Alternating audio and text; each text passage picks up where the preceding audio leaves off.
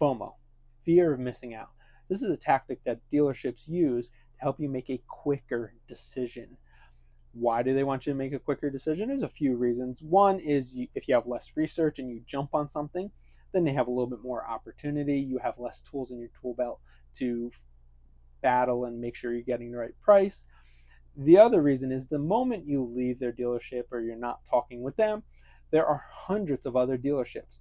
This is what you want to keep in mind. There are hundreds of dealerships, millions of cars being made every day and coming out.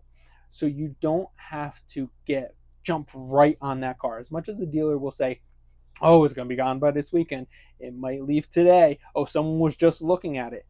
Take a deep breath, take a few moments, and make sure it's what you're looking for.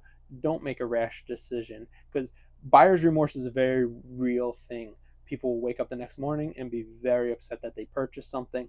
And I've seen it where people have tried to return cars. You don't want to be in those scenarios. Depending upon the dealership, some dealerships will work with you more than others, but it never works out great. To sleep on it, to take a moment, is never a bad thing.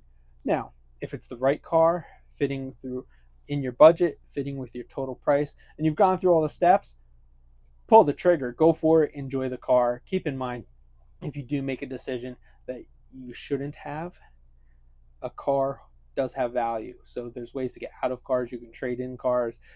There is typically a way to do something with that vehicle. So don't drive yourself crazy about waiting forever. When it's time, go ahead and make a decision.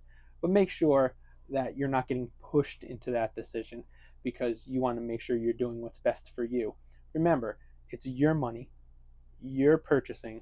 The dealership needs you more than you need them. There are hundreds of dealerships all over the place. So you don't want to go in there aggressively thinking that, but you do want to keep that in mind, that I can take my time and I can make the decision that's right for me.